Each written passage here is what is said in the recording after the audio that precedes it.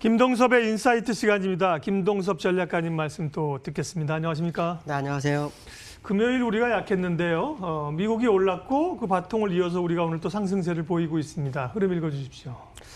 미국 시장이 일단 중요한 부분에서 올랐죠. 제가 의문 안으로 들어오는 미국장의 모습이기 때문에 비석형 캔들이 나왔지만 그 비석형 캔들을 메워줄 거다. 그래서 일단 의문 진입은 상당히 의미가 깊다라는 의미를 지난주 금요일에 말씀드렸고요.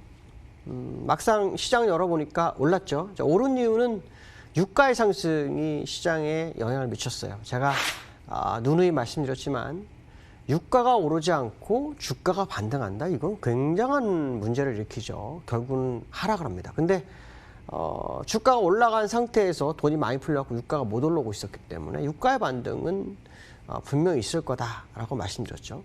근데 유가가 안정세를 찾는 위치냐라고 본다면 그건 아니죠. 아직도 올라갈 자리가 굉장히 많을 것 같습니다.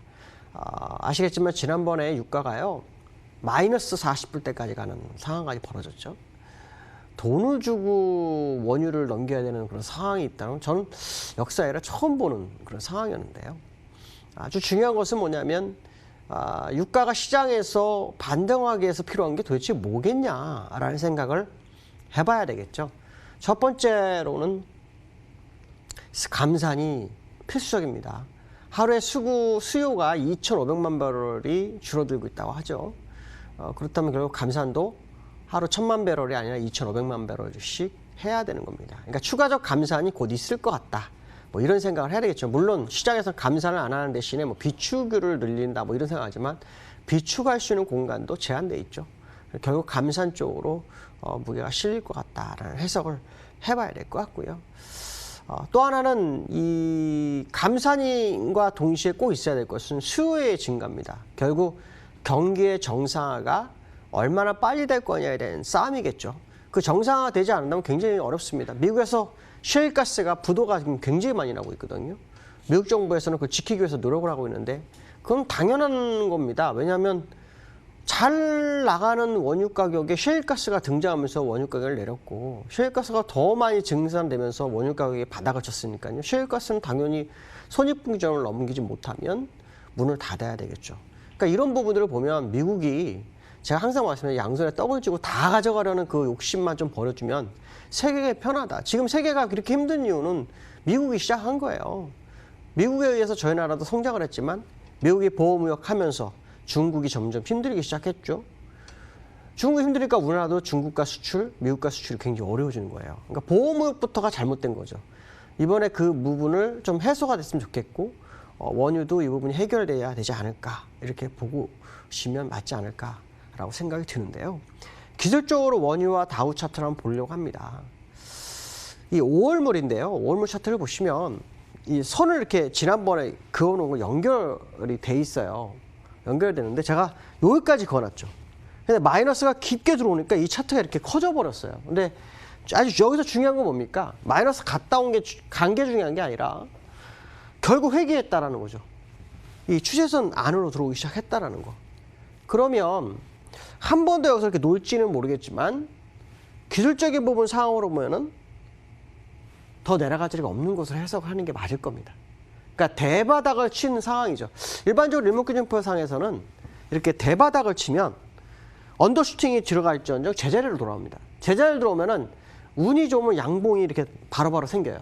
그러니까 지금 상황으로 보면 향후 원유 가격이 상당히 오를 수 있겠다. 실제로 미국에서 지난번에 감산에 대한 부분을 막 조율하는 과정 속에서 실질의 감산은 5월부터잖아요. 그러니까 이번 주가 지나면 이 감산 영향이 원유에 올 것이다. 그렇기 때문에 결국은 올라갈 것이고 가장 중요한 가격대는 요 가격입니다. 요 가격. 요 가격 돌파가 꼭 이루어져야 됩니다.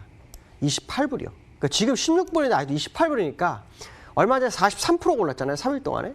충분히 올라갈 수 있죠. 하루 2주 만에 마이너스 40불 깠는데 28불 충분히 오를 거라고 봅니다. 그래서 제가 작년에 원유 관련주들은 괜찮을 것 같다. 정제마진 얘기를 했었는데 저를 급락해서 그 종목들이 많이 흔들렸죠.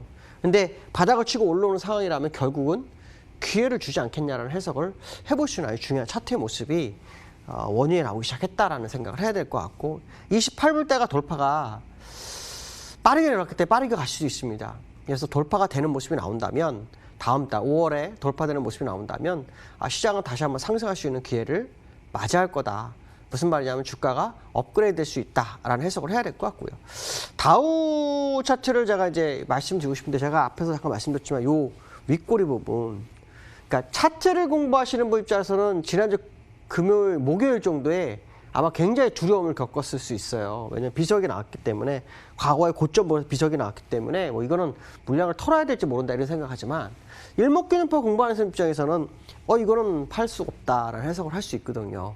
특히 후행 스팬이 이렇게 캔들 타고 뚫고서 올라오잖아요. 그러니까 이 경우를 굉장히 만들죠. 그러니까 지금 보시면은 현재 상태로 이 음운으로 진입이 시작했다는 것은 미국장이 하루 이틀 사이에 아까 유가 말씀드린 것처럼 요 정도까지 올려주면은 제일 좋습니다. 요 정도. 24,300 정도 올라서면 지금 23,700이거든요. 약 700포인트. 그러니까 2% 정도만 바로 올려주면 60일선과 조할 수 있는 부분이 있지만 더 중요한 건 뭐냐면 음운을 벗어나서 새로운 영역으로 갑니다. 그러니까 시장은 새로운 영역으로 진입을 시작합니다. 이럴 때는 매수세가 엄청 붙습니다. 여기서부터 붙는 것보다 더 붙을 수 있는 그런 상황에 놓이죠.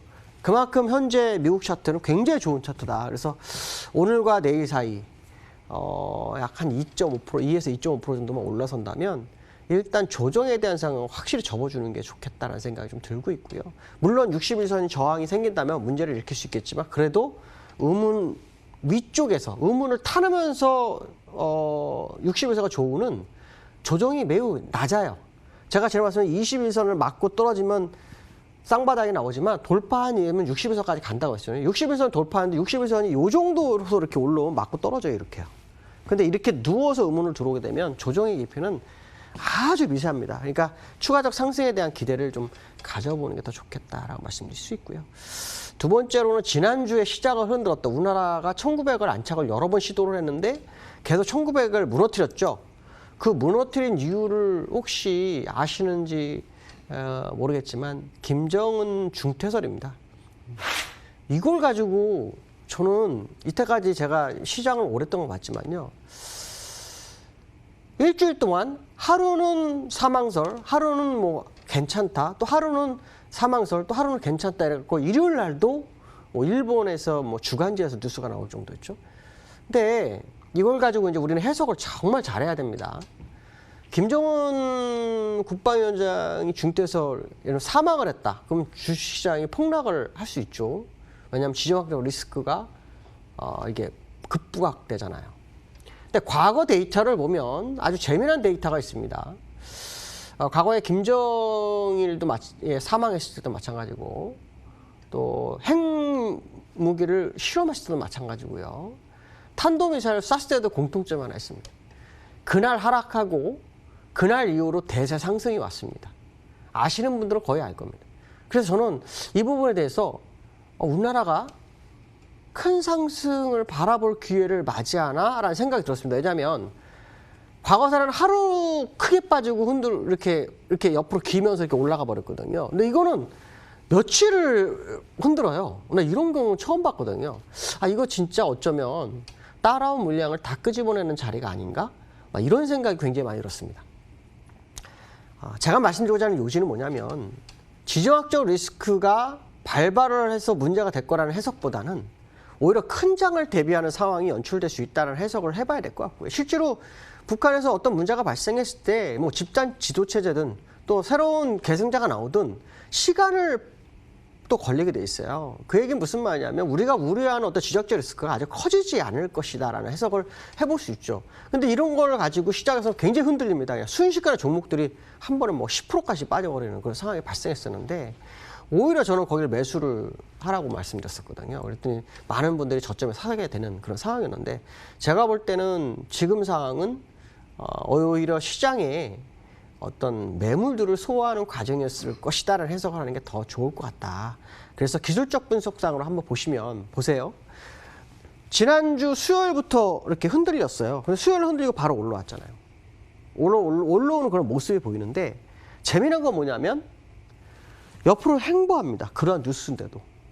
예전 같았으면요, 한 3%, 4%짜리 쪽 빠집니다. 그리고 아랫꼬리가 싹 생기죠. 그리고 올라갑니다. 근데 이렇게 옆으로 누우면서 버티는 모습이 우리나라장에 나왔다는 거죠.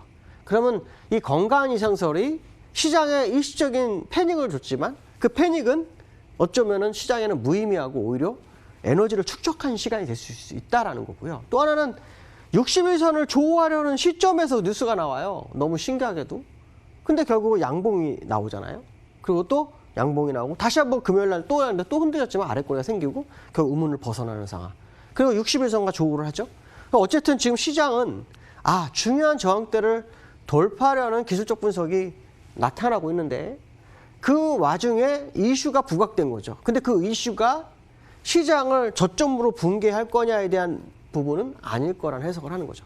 결국은 여기서부터 끌어올렸던 매물들을 털어내는 작업을 했을 확률이 높고 그게 정말 맞다면 예상 밖의 빠른 상승을 한 번쯤 생각해 볼 수 있겠다. 물론 지금 60일선이 남아있죠. 자, 60일선 가격은 이 정도입니다. 그래서 1920 정도가 되는데 제가 볼 때는 주봉상의 2040이 1차 목표치가 될 확률이 높다. 특히 이 우문을 벗어나게 되면 이 우문의 수평 구간까지 올라가거든요. 근데 여기 일봉에는 2120까지 나와요. 그러니까 지금 2040까지 가는 거에 대해서 뭐 두려워하거나 어려워할 사항은 아닌 것 같다라고 말씀드릴 수 있고요. 미국 장보다 우리나라가 이틀 정도가 빠릅니다. 무슨 말이냐면 미국은 이제 의문에 들어왔죠. 근데 우리는 의문을 벗어나기 시작하잖아요. 이런 걸 보면 우리나라 시장이 예상 밖으로 그러니까 세계를 약간 앞서가는 현재 시도의 모습이 아닌가 그런 생각이 좀 들고 있다라고 말씀드릴 수 있고요. 세 번째로는 외국인들이 시장에서 많이 빠져나가잖아요. 거의 한 20조 정도 나간 걸로 아는데 이 시가총액 비중이 지금 36% 정도까지 떨어졌어요. 그러니까 13개월 내 이제 최저치가 되는 모습인데요. 이 외국인들이 이제 기관이 꼭 있어야 한다 제가 항상 말씀드리잖아요. 근데 항상 과거의 사례를 보면 33에서 6 사이가 바닥이었던 기억이 있습니다. 그러니까 지금 13개월 내 최저지만 한 36%. 그러니까 지금 금액으로는 약 468조 정도 우리나라 시가총액을 차지하고 있어요. 약 3분의 1 정도 차지하고 있는데 현재 상황으로 보면 결국 삼성전자의 메리트가 굉장히 중요합니다. 그러니까 삼성전자를 사야 되는 삼성전자가 시가총액 30%에 걸려있는 상황이라 외국인들의 귀환이 굉장히 늦어지는 것 같다라고 말씀드릴 수 있는데요. 재미난 건 제가 수급을 지난번에 말씀드렸을 거예요. 프로그램 현물이 들어왔다 나갔다 해야 되고 프로그램이 나중에 들어오는 모습인데 지금은 현물이 들어왔다 나갔다 별로 안 했는데 프로그램 매수가 들어옵니다. 그러니까 특히 얼마 전에 프로그램 매수에서 비차익, 외국인들이 다루는 비차익은 별로 나가질 않아요. 오히려 차익에서 많이 나갔죠. 근데 지금은 프로그램 매수가 시장에 진입을 시작합니다. 근데 이 프로그램 매수를 누가 일으키고 있냐면 지금 기관이 일으키고 있어요. 그러니까 지난주까지는 기관이 프로그램 매도를 마지막 유도를 했고 이번 주에는 기관들이 프로그램 매수를 유발하고 있어요. 자, 이 얘기가 무슨 말이냐면 시장이 가고자 하는 의지가 굉장히 커진 거예요. 결국 제가 지난번에 말씀한 것처럼 외국인들이 21선 돌파하면서 들어와야 되는데 더 지켜본 거죠. 왜? 코로나라든가 세계가 힘드니까. 근데 61선 돌파하는 시점이 다가오니까 이제 프로그램 매수가 가동을 합니다. 근데 프로그램 매수는 의미가 굉장히 큽니다. 시장 전체를 사는 거잖아요. 근데 이때까지 너무나 많은 물량이 나왔기 때문에 아마도 이번에 들어오기 시작하면 또 한 30일, 40일 들어올 수 있어요. 그게 무슨 말이냐면 주가가 아주 큰 상승을 갈 수 있는 길목에 접어들었을 수 있다라는 해석을 해야 될 것 같습니다. 오늘 여기까지 하겠습니다. 감사합니다. 예, 김동섭 전략가님 함께했습니다. 상해 증시는 출발해서 조금 약보합권인데 우리 증시는 상승폭을 키우네요. 코스피가 1910선까지 올라와 있고요. 예, 1% 남짓, 코스닥은 1.5%로 상승폭을 확대해 갑니다. 초반 흐름들이 좋습니다. 시장 공감10 오늘 여기까지 하겠습니다. 오늘도 현명한 투자하십시오. 고맙습니다.